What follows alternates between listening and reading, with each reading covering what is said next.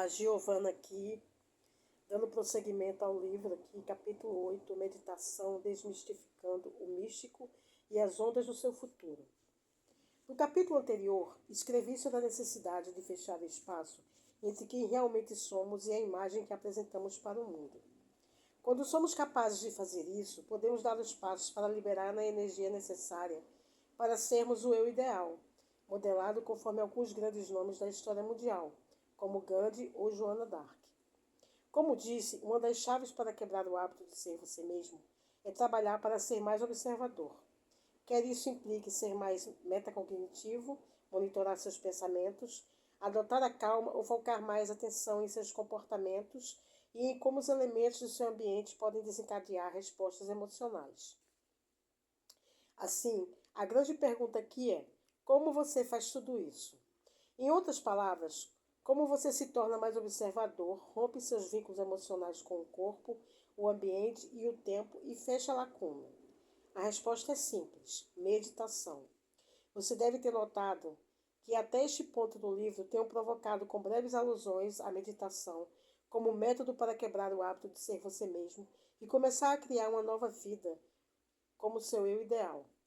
Disse que as informações nas partes 1 e 2 deste livro iriam prepará-lo para entender o que estará fazendo quando aplicar as etapas de meditação que praticará na parte 3.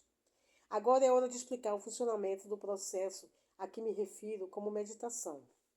Quando utilizo o termo meditação, pode vir à mente a imagem de uma pessoa sentada com as pernas cruzadas na frente de um altar em casa, um iogue barbudo de túnica sentado em uma caverna isolada nos Himalaias ou alguma outra visão. Esse indivíduo pode ser uma representação do que você entende como meio de ficar quieto, esvaziar a mente, focar toda a atenção em um pensamento ou se engajar em qualquer uma das outras variações da prática de meditação.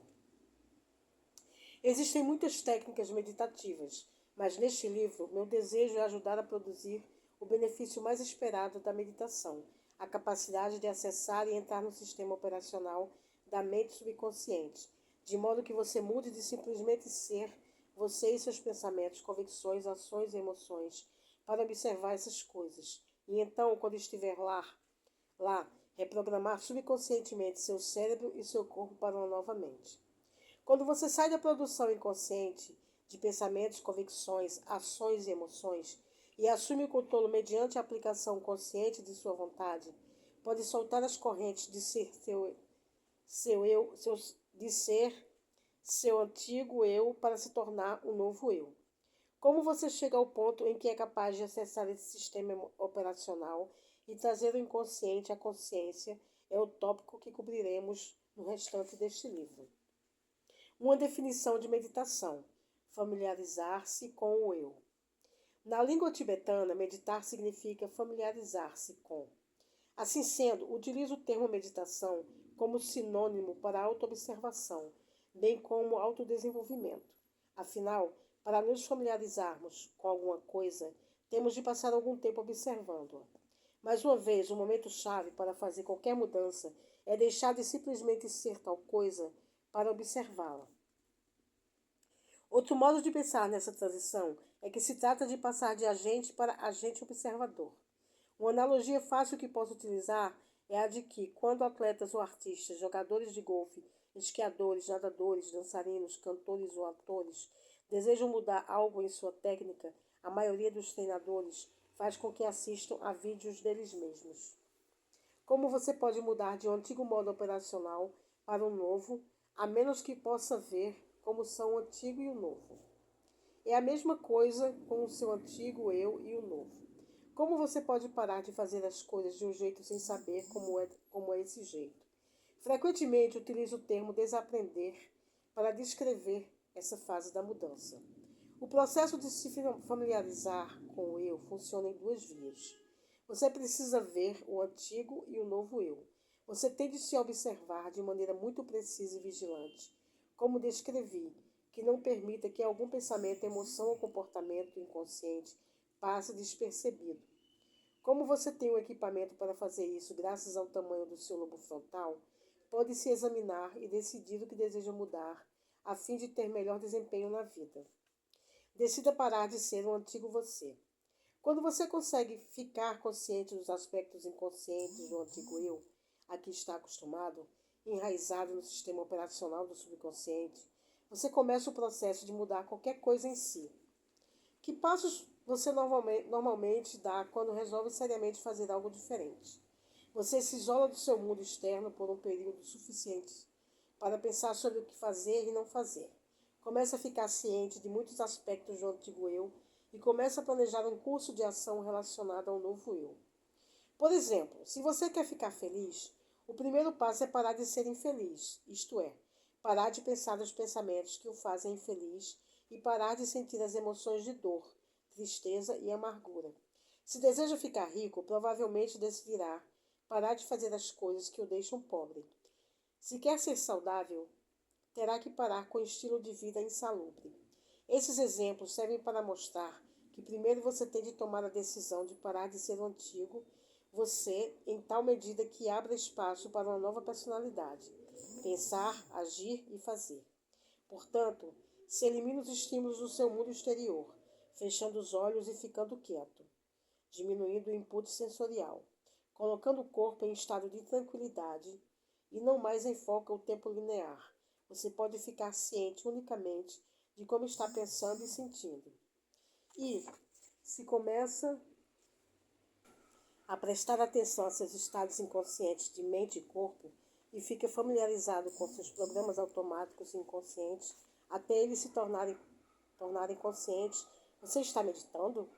A resposta é sim. Conhecer a si mesmo é meditar. Se não está mais sendo aquela antiga personalidade e em vez disso está notando diferentes aspectos dela, você não concordaria que você é a consciência observando os programas da antiga identidade? Em outras palavras, se você observa conscientemente o antigo eu, não está mais sendo o antigo eu. Quando você deixa de ser desinformado para ficar informado, começa a objetivar sua mente subjetiva. Ou seja, ao prestar atenção ao velho hábito de ser você, sua participação consciente começa a separá-lo daqueles programas inconscientes e a lhe dar maior controle sobre eles. A propósito, se você tem sucesso em restringir conscientemente esses estados rotineiros de mente e corpo, então as células nervosas que não mais disparam juntas não mais se conectam juntas. Ao podar o hardware neurológico do antigo eu, você também não mais sinaliza os mesmos genes de modos idênticos. Você está quebrando o hábito de ser você. Contemple uma nova e maior expressão do eu. Agora vamos dar mais um passo. Você há de concordar que quando fica familiarizado com o antigo eu, a ponto de nenhum pensamento, nenhum comportamento e nenhum sentimento fazê-lo cair inconscientemente nos padrões anteriores, seria uma boa ideia começar a se familiarizar com o novo eu. Assim sendo, você pode se perguntar: qual é o maior, qual é uma maior expressão de mim que eu gostaria de ser? Se você ativar o lobo frontal e contemplar esses aspectos do eu, começará a fazer seu cérebro funcionar de modo diferente do antigo eu. Quando o lobo frontal, o SO, cogita essa nova questão, examina o panorama do restante do cérebro e combina homogeneamente todos os seus conhecimentos e experiências armazenados em um novo modelo de pensamento. Isso ajuda a criar uma representação interna para você começar a enfocar. Esse processo de contemplação constrói novas redes neurológicas. Quando você pondera sobre a questão fundamental anterior, seus neurônios começam a disparar e se conectar em novas sequências, padrões e combinações, porque você está pensando de forma diferente. E sempre que faz seu cérebro funcionar de forma diferente, você muda sua mente. Ao planejar suas ações, especular sobre novas possibilidades, invocar modos inovadores de ser e sonhar com novos estados de corpo e mente, haverá um momento em que o lobo frontal ligará e baixará o volume dos três grandes. Quando isso ocorre, pensamentos que você está pensando se tornam uma experiência interna. Você instala novos programas de software e de hardware em seu sistema nervoso e parece que a experiência de ser seu novo eu já foi realizada no cérebro. E se você repetir esse processo todos os dias, seu ideal se tornará um estado mental familiar. Há mais um ponto aqui. Se você se ocupa tão bem do pensamento que está enfocando que este literalmente se torna uma experiência, o produto final é uma emoção. Uma vez que essa emoção é criada, você começa a se sentir um novo ideal e o novo sentimento começa a se tornar familiar. Lembre-se de que, quando seu corpo começa a responder como se a experiência já fosse uma realidade presente, você sinaliza seus genes de novas maneiras e seu corpo começa a mudar antes do evento físico em sua vida. Você fica à frente do tempo e, mais importante, migra para um novo estado de ser, mente e corpo trabalhando juntos. E se você repete esse processo constantemente, esse estado de ser também se torna familiar. Se você consegue manter o estado modificado de corpo e mente, independentemente do ambiente externo, das necessidades emocionais do corpo e maior que o tempo, deve surgir algo diferente no seu mundo. Essa é a lei quântica. Vamos resumir. De acordo com o nosso modelo de meditação, tudo o que você tem de fazer é se lembrar de quem não quer mais ser, até isso ficar tão familiar que você conheça seu antigo eu, os pensamentos, comportamentos e emoções conectados ao antigo eu que você quer mudar, em tal medida que não dispare e desconecte antigamente e não mais sinalize os mesmos genes das mesmas maneiras. A seguir, você contempla repetidamente quem você quer ser. Como resultado, dispara e conecta novos níveis mentais para os quais condicionará o corpo emocional e geneticamente até que se tornem familiares em uma segunda natureza. Isso é mudança. Uma segunda definição de meditação: cultivar o eu. Além do significado em tibetano, meditar, em sânscrito, significa cultivar o eu. Gosto especialmente dessa definição por causa das possibilidades metafóricas que oferece. Por exemplo, jardinagem ou agricultura. Quando você cultiva o solo, pega uma camada de terra compactada que ficou inculta por um tempo e a revolve com uma pá ou outro implemento. Expõe terra e nutrientes novos, facilitando a germinação das sementes e o enraizamento dos brotinhos.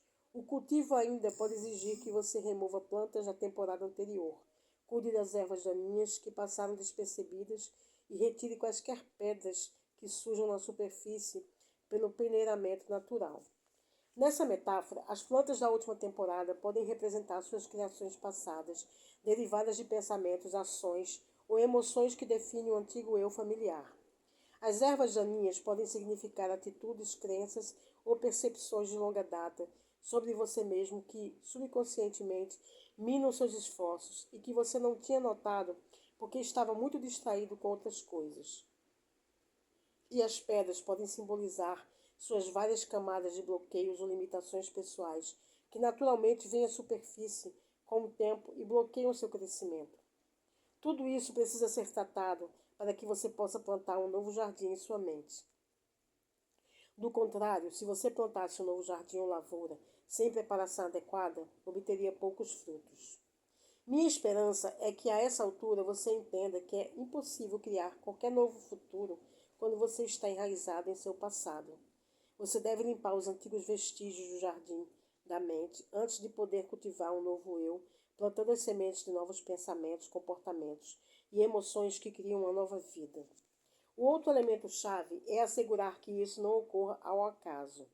Não estamos falando de plantas em ambiente selvagem, que espalham sementes de qualquer jeito pelo solo, com porcentagem diminuta de eventualmente frutificar.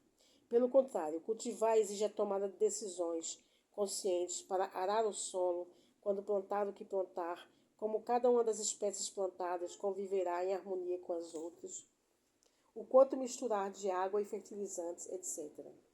Planejamento e preparação são essenciais para o sucesso da iniciativa.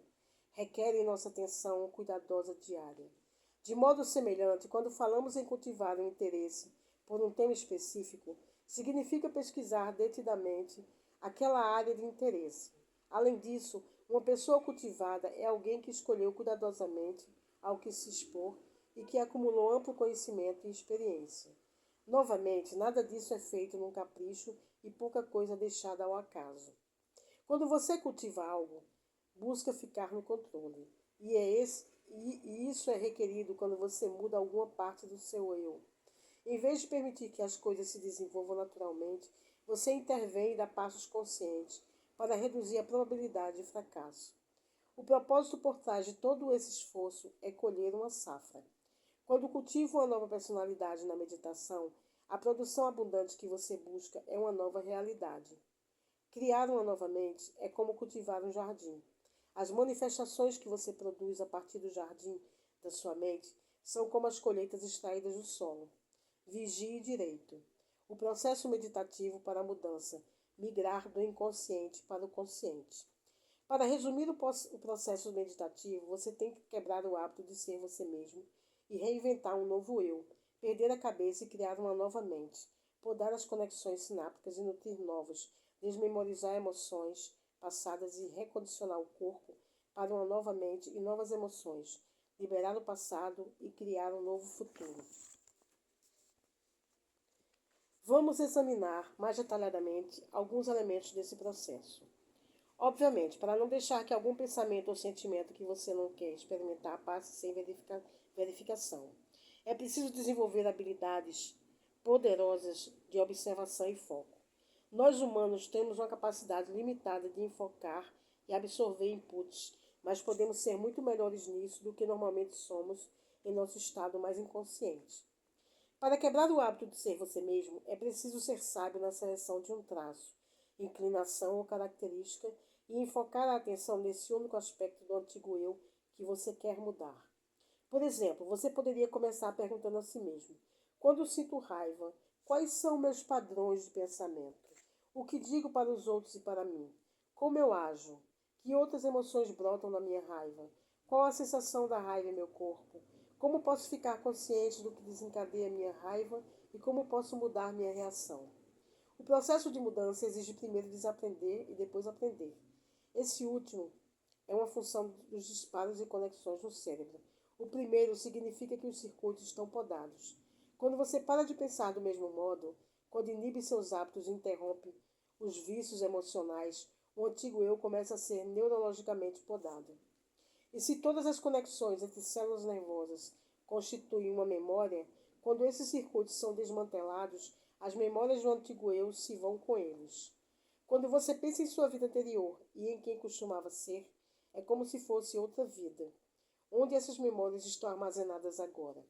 Elas são doadas à alma como sabedoria. Quando os pensamentos e sentimentos que costumavam sinalizar o corpo são interrompidos por nossos esforços conscientes, a energia liberada dessas emoções limitadas é lançada no campo. Aí você tem a energia para projetar e criar um novo destino. Quando utilizamos a meditação como um meio de mudança, quando ficamos conscientes e atentos, familiarizados com e dispostos a fazer o que é necessário para erradicar um traço indesejado e cultivar o desejado, estamos fazendo o que os místicos fazem há séculos. Embora eu adote uma abordagem claramente biológica para a mudança, os místicos fazem a mesma coisa. Apenas utilizam uma terminologia diferente para descrever o processo. O resultado final é o mesmo: romper o vício no corpo, no ambiente e no tempo. Só conseguimos mudar quando fazemos essa separação. Só quando pensamos maior que os três grandes, conseguimos viver de forma verdadeiramente independente deles e restabelecer o domínio sobre como pensamos e sentimos no dia a dia. Durante muito tempo, rodamos programas inconscientes que nos controlavam.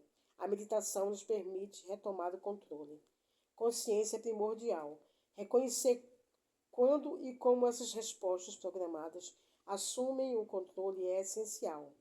Quando você migra do inconsciente para o consciente, começa a fechar a lacuna entre como você parece e quem você é. As ondas do seu futuro. Como o conhecimento é, conforme vimos, o precursor da experiência, ter um entendimento básico do que acontece no cérebro durante a meditação será útil quando você começar a aprender a experimentar o processo meditativo que virá em seguida na parte 3. Você provavelmente sabe que o cérebro é de natureza eletroquímica. Quando as células nervosas disparam, trocam elementos carregados que então produzem campos eletromagnéticos. Como a atividade elétrica diversificada no cérebro pode ser medida, esses efeitos podem fornecer informações importantes sobre o que estamos pensando, sentindo, aprendendo, sonhando e criando e como estamos processando informações. A tecnologia mais comum utilizada pelos cientistas para registrar a atividade elétrica cambiante do cérebro é o eletroencefalograma. As pesquisas descobriram uma ampla faixa de frequência de ondas cerebrais em humanos, desde os níveis muito baixos de atividade verificados no sono profundo, ondas delta, o estado crepuscular entre o sono profundo e o despertar, ondas teta, e o estado criativo e imaginativo, alfa, as frequências mais altas durante o pensamento consciente, ondas beta, até as mais altas frequências registradas, ondas gama, vistas em estados elevados de consciência. Para ajudá-lo a entender melhor sua jornada na meditação, vou dar uma visão geral de como cada um desses estados se relaciona a você. Quando souber o que são esses domínios, você ficará mais apto a saber quando está no estado de onda cerebral em que o ego tenta em vão mudar o ego. Deus sabe, eu estive lá. E quando está no estado de onda cerebral, que é o solo fértil da verdadeira mudança. À medida que as crianças crescem, as frequências predominantes em seus cérebros progridem de delta para teta, alfa e depois beta. Nosso trabalho na meditação é ficar como uma criança, migrando de beta para alfa, teta e para os períodos ou místicos delta. Portanto, entender a progressão da mudança das ondas cerebrais durante o desenvolvimento humano pode ajudar a desmistificar o processo da meditação. Desenvolvimento das ondas cerebrais em crianças, da mente subconsciente à consciente. Delta. Entre o nascimento e os 2 anos de idade, o cérebro humano funciona essencialmente nos níveis de ondas cerebrais mais baixos, de 0,5 a 4 ciclos por segundo. Essa faixa da atividade eletromagnética é conhecida por ondas delta. Os adultos em sono profundo estão em delta. Isso explica por que um recém-nascido não consegue permanecer acordado por mais de alguns minutos de cada vez e porque, mesmo com os olhos abertos, os bebezinhos podem estar adormecidos. Quando bebês com 1 ano de idade estão acordados, ainda estão essencialmente em delta, pois operam principalmente a partir do subconsciente. As informações do mundo exterior entram em seus cérebros com pouca edição, raciocínio crítico ou julgamento. O cérebro pensante, o neocórtex, ou a mente consciente, opera em níveis muito baixos nesse ponto. Teta. Dos 2 aos 5 ou 6 anos de idade, uma criança começa a demonstrar padrões de EEG ligeiramente mais altos. Essas frequências de ondas teta medem de 4 a 8 ciclos por segundo. As crianças que operam em teta tendem a ficar em um estado similar ao transe e estão essencialmente conectadas ao seu mundo interior. Vivem no abstrato e no reino da imaginação e exibem poucas nuances de raciocínio crítico racional. Assim sendo, crianças dessa faixa etária provavelmente aceitarão o que lhes é contado. Papai Noel existe. Nesse estágio, frases como as seguintes têm um impacto enorme. Meninos grandes não choram. Meninas devem ser vistas e não ouvidas. Sua irmã é mais inteligente que você. Se você ficar com frio, apanhará um resfriado. Afirmações desse tipo vão diretamente para a mente subconsciente, pois esses estados de ondas cerebrais lentas são o terreno do subconsciente. Sugestão, sugestão. Alfa. Entre os 5 e 8 anos de idade, as ondas cerebrais se alteram novamente até uma frequência alfa, 8 a 13 ciclos por segundo. A mente analítica começa a se formar neste ponto de desenvolvimento infantil. As crianças começam a interpretar e tirar conclusões sobre as leis da vida externa. Ao mesmo tempo, o mundo interior da imaginação tende a ser tão real como o mundo exterior da realidade. As crianças dessa faixa etária normalmente têm um pé em ambos os mundos. É por isso que fingem tão bem.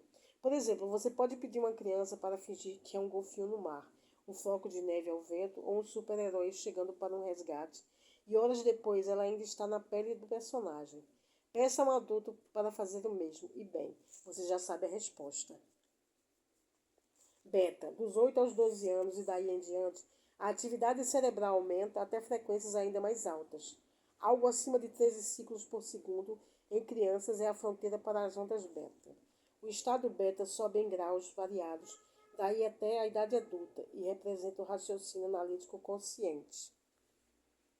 Após os 12 anos, a porta entre a mente consciente e a inconsciente geralmente se fecha. O estado beta é, na verdade, dividido em ondas beta de baixa, média e alta frequências. À medida que as crianças avançam para a adolescência, tendem a mudar de beta de frequência baixa para as frequências média e alta, como visto na maior parte dos adultos.